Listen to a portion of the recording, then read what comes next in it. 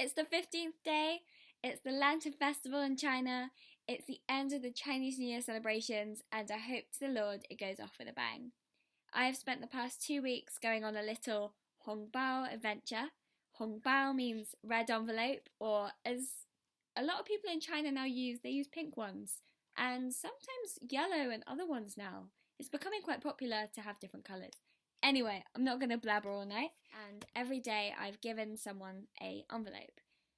In each envelope are two white rabbits, which are 2 Chinese sweets, and the reason why I give 2 is because in China they put 2 fish together because it means good luck, and that's what I've done with everyone. And in return I've asked for advice, or a life lesson, inspirational quote, inspirational saying that sticks with them or has really made an impact in their life and they really appreciate it. It has been a really fun adventure. I started this 2 weeks feeling really down, negative, and all these other kind of just sucky things going on. By day 6, I was feeling uplifted, my perspective turned around, and we are so good as people. We're better than we think we are. We should really believe in it. So all this advice that I have shared with you and I have learnt myself, I really hope that you guys really take it on board. From day 1, my grandma telling me, being happy is the best advice she's ever received. My grandpa told me to do what you love. And Tony Capsule, a lecturer in the Spanish department, told me to follow my instinct. Georgia, one of my best friends, said, life's short, don't be lazy. To my Mandarin teacher said in Chinese, 努力是天才. And that means hard work is genius. To Jean Andrews, a inspirational Spanish lecturer, she said never give up, especially on your dreams. Dory, the best advice she has is to go into a new culture or new situation without any preconceptions. Go in with a blank slate and love it for everything that it's worth. Dan, who works at the sports centre with me, told me that you don't have to be rich to pay someone a compliment. Mark, one of my course mates, he said everything is going to be alright. And actually, that advice rings so true. Beatriz, my Spanish tutor, she said education is something that can never be taken away from you. Megan, a girl who I was sat across a sofa with before a lecture, told me that as long as we have our health, nothing else matters. So look after yourself.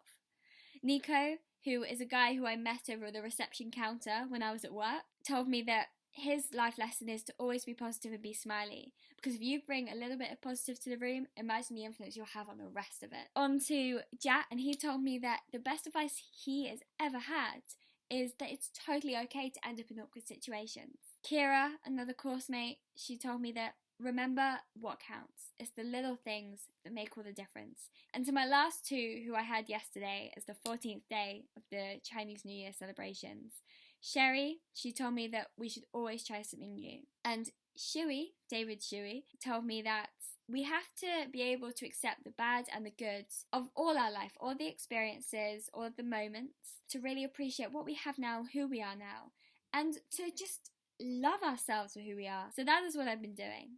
And I guess the last thing that I should share with you all is, what's my advice?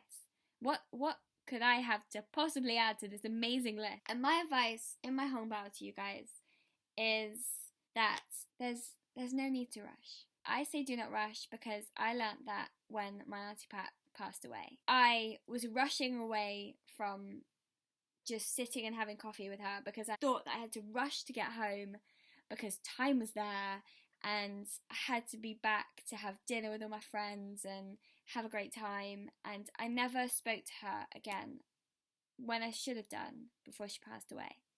And I know that's a bit morbid and a bit negative. I take it more as a massive learning curve than anything. That we never need to rush through life and make sure we're running from destination to destination, to decision to decision, hoping that we are going to get it because we've rushed. It's like rushing for the bus. It's rushing to get that coursework in. Eliminate the rush out of your life. Because I think that rushing to get to the front of a queue of a roller coaster, that's a different situation, because that's really exciting and I enjoy the adrenaline kick. But in a sense of life rushing, don't do it. really. And that's where I feel like I can say every single one of everyone else's advice and put it with that. Don't rush. Enjoy every single moment. Because in that moment of you not rushing, you discover all these things and you discover everything positive around you. Everything's always going to be there. The people who matter are always going to be there. What you set out to do is always going to be there. When you make changes along the way, they're going to be there. There is nothing that we're going to suddenly fall and crash because we rushed. It's more likely that because we rushed, we fall and crash. So there we go. That's my advice on the 15th day of this hóngbāo adventure. I really hope that you've enjoyed what I've written. I'd love to know what you guys think. Thank you so much for your support, and thank you to anyone who participated for giving me such a fantastic 2 weeks of insight and telling me, you know what?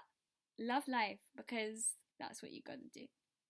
Alright, I'll see you guys soon. Thank you. Bye!